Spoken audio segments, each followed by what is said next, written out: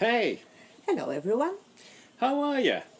Well, there was no news from us for a very long time. Although we finally retired, instead of slowing down, we have decided to move, build a new house on a large plot of land, and in the result, vlogging was moved to the back burner for a while. However, finally we can see the light at the end of the tunnel, so we are back with our New Zealand stories. Today, for starters, we take you on a trip that few ordinary tourists decide to make, as it is far from the beaten track of exploring New Zealand. We'll go to the very northern tip of the country, which is called Cape Reinga. Let's go.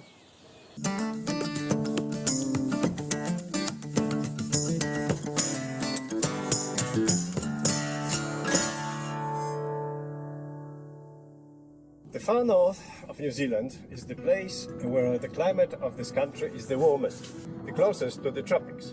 Centuries ago, Polynesian newcomers liked these regions the most because further south it was a bit too cold for them.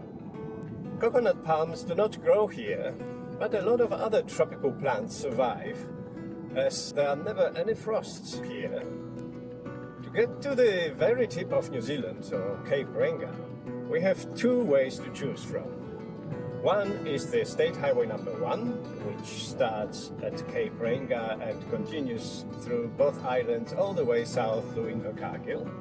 However, if you have a decent off-road car, the second very attractive and faster option is to drive along 90 Miles Beach. A beautiful and empty sandy beach along the Tasman sea coast. You just must choose to drive at a low tide and trust that your car will not break down in the middle of the strip. If you have no access to a decent four-wheel drive, you can do this trip with a number of tour operators who would take you for a guided tour in a four-wheel drive bus. The first access to the beach is in the very south end of it, in Ahipara. But today we'll get there a little further in the vicinity of Kaitaia.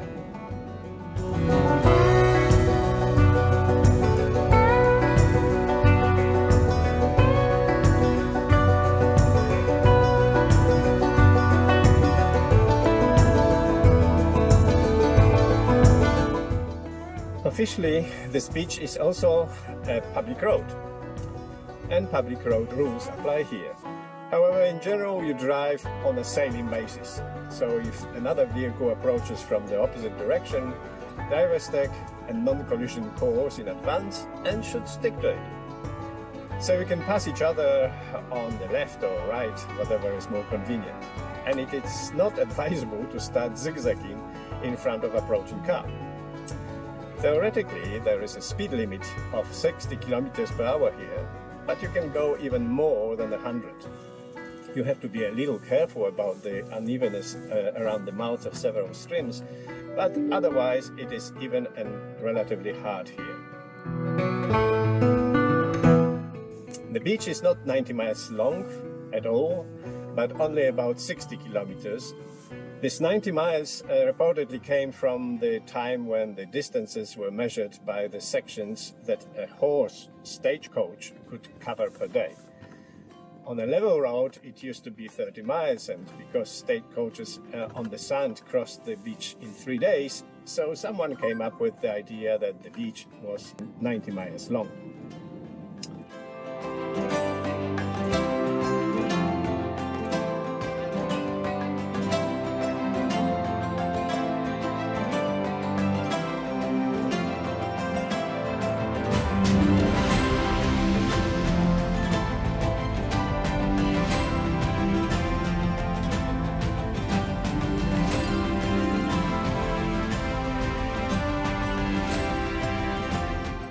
Before Cape Reinga, we have to get off the beach because ahead there are some rock formations.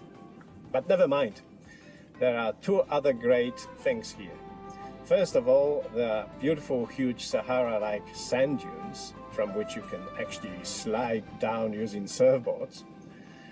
The second attraction is the stream called the Paki, along which we have to drive. This is a salvation for the chassis and other body of our car, which after these 60 kilometers of driving along the beach is all covered in salt and sand. Driving along the stream provides a free of charge car wash.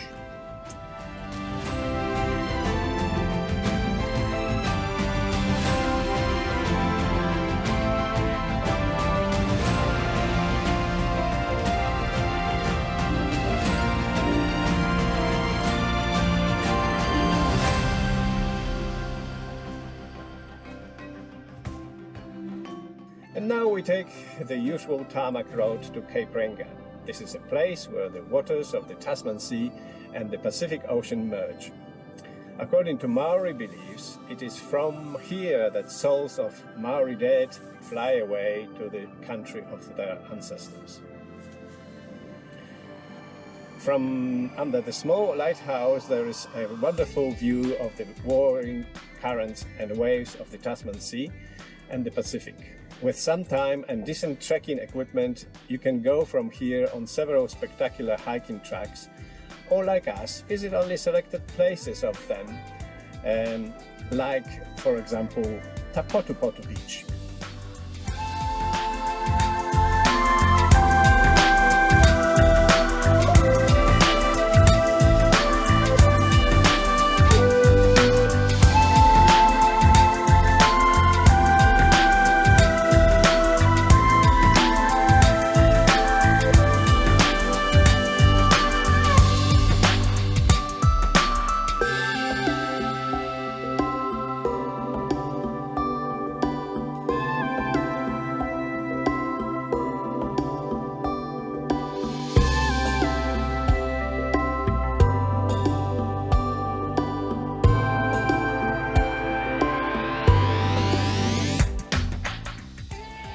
It's nice that you joined us on this trip to Cape Reinga.